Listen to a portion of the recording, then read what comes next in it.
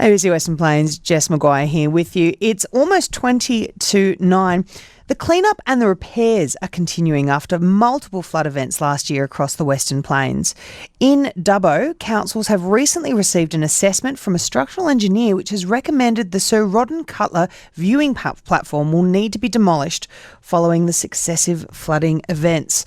Mayor of the Dubbo Regional Council, Matthew Dickerson, joins me this morning. Hello. Good morning, Jess, and this is our first time on air, so welcome. Look, we've met off air, but yes, and I can't believe what you're wearing. Not in a suit. No, you are in a suit. We were just talking off air that he's dressed to kill at all times. Sad that this needs to happen, but obviously regarding this viewing platform that is going to be demolished, there has been safety concerns. Is this right? Well, not so much safety concerns, but with all the flooding that we've had, we've got structural engineers working on a number of our structures at the moment to have a look at them. There's the Duke of Wellington Bridge down in Wellington. We've got our pedestrian bridges, the Tamworth Street pedestrian bridge, the Shibble Bridge here in Dubbo, because they're obviously very popular and used well. And then there's our viewing platform at Sir Roden Cutler Park, which is well utilised, and it's not unusual to go past there and see wedding photos being taken there or tourists coming along and looking at that. So it's a great viewing platform. It's a great view across the river, but obviously as council, as the community, and certainly as the mayor, I don't want to find out that there's been people on the viewing platform and then they're in the river. So we've had structural engineers looking at all those different assets, and the first one they've come back with to say that this isn't safe is the viewing platform there at Sir Roden Cutler Park.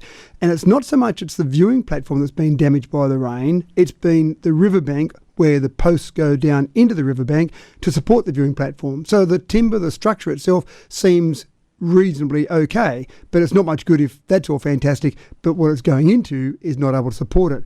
So from a safety perspective, and it is being overly cautious, but again, I don't want to be there and find out about people being dumped into the river from that viewing platform. We'll remove that completely. We don't have the budget to remove that, but obviously when you've got a safety concern, you just have to find the money to do it.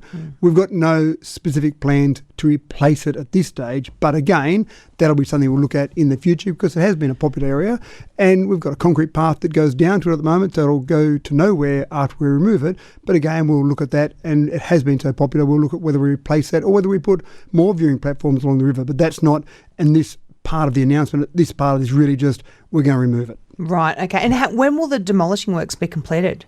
I don't think it'll take that long. It's not a big platform. I can't give you a specific date on that. We've got a gate across it at the moment to stop people going on there, but there's another part of our Track and Riley Cycleway where we've put barriers up to stop people going along there, and I ride my bike out there most mornings and I see people walking along that area that's got barricades up. So even if you put barricades up, people sometimes ignore those. So we've got a gate there to stop people getting onto the viewing platform, but I'm sure there'll be some people who would think that would be a challenge to get to there and get onto the viewing platform. So we don't want to waste our time removing it, because even though there might be barriers up, I still don't want to find out about someone that's being on the platform and then it collapses. I'm sure that none of the bad eggs that are disobeying rules are listening to ABC Western Plains, but on the off chance you are, sometimes these barriers are put up for a reason. Even if you think it looks safe, there is a reason. Good advice there, Jess. Good advice. Thanks. Thank you, Mr. Mayor. Hey, so there's not going to be a new viewing platform in the immediate future. You're obviously open to possibly doing it and for doing others across the river, but the knocking down is one thing. You've not got any immediate plans to put funding towards it. Well, there'd be more work to do that, so you'd have to do more planning, you'd have to do more work in terms of finding the funding. We don't have time to do any of that at this stage. This is really about remove that, there's a safety concern, fix that problem.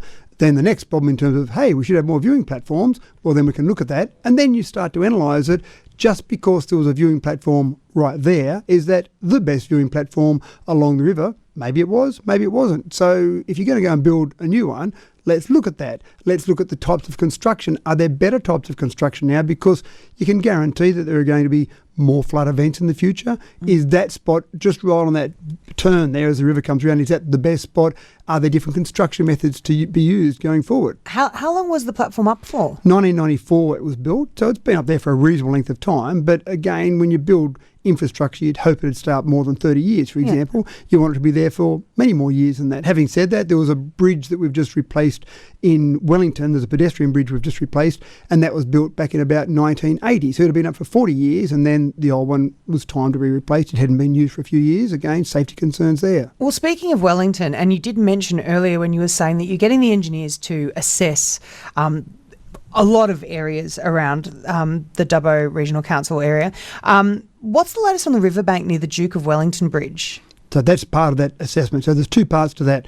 First step is the bridge itself, the Duke of Wellington Bridge.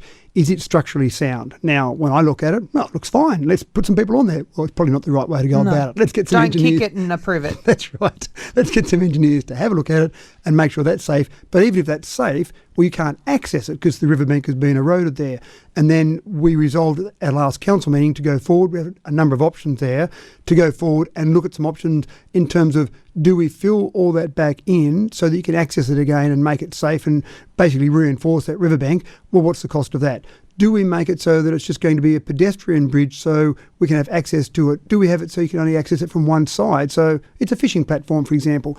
Those options need to be looked at with the cost. So, for example, if it was $10,000 to restore that riverbank and have cars going across it, I think councils would do it tomorrow. If it was $10 million, maybe not so much. Has the state government given you any money for sort of these post-flood repairs that are having to be done around the area? So there's a complicated process with state government and funding from a disaster such as the flood. If it's recreational, then they give you $1 million to cover all the recreational assets in the whole LGA. That won't go anywhere near covering the damage to the recreational assets. If it's something that's needed, so if it's infrastructure that is essential infrastructure, essentially, they'll replace that and they'll give us back the money that replace the replacement costs. So if it was $3 million to replace a road that was damaged, they'd give us the $3 million. This particular one is a bit different because when you look at it, the council knew about this issue way back in 2018. There was a report they were given back in 2018. They didn't take any action on it, unfortunately, and the cost to make it so that it was safe would have been significantly less than the costs will be now. So the state government will look at that and they'll probably say it wasn't caused by this one-off disaster in 2022. You knew that the erosion was happening way back as long as 2018, so you can't really just say, give us the money to fix that because it wasn't a one-off disaster that caused that. We'll argue the toss on that, but I think we'll lose the argument there because there's pretty good indication, including a report that we had back in 2018 that said this erosion is going to happen, you should do something about it. So we probably won't get money, any significant money guaranteed for that. The first thing, though, is to find out how much. That's the important part. So that mistake might pull funds from other areas that need to be fixed. Absolutely right. When you've got any funds that need to be spent on anything, there's a bucket there and it's got a certain amount of money and you've got to work out how best to use that bucket of money. It's not an infinite bucket, unfortunately. Some people think it is, and some people look at our budget. We'll have a budget this year of maybe $200 million.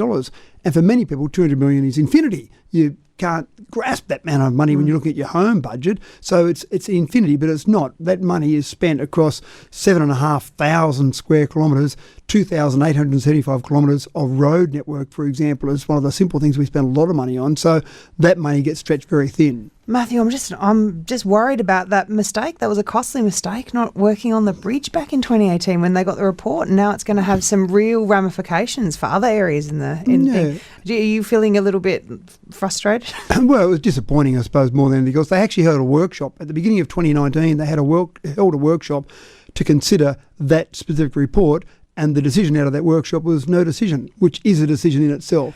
So that was disappointing. But again, they might have thought they had more years. They might have thought that it wouldn't happen so quickly. It happened quicker than maybe they expected, and here we are in 2023 with no access to a bridge. Mayor of the Dubbo Regional Council, Matthew Dickerson, joining us this morning, giving us an update on some of the repairs post-flood. Thanks for your time. My pleasure, Jess. Good to be chatting. Good to be chatting with you. We're going to have a song now from the Lumineers. It's Ho Hey. It's 13 minutes to 9. ABC Western Plains.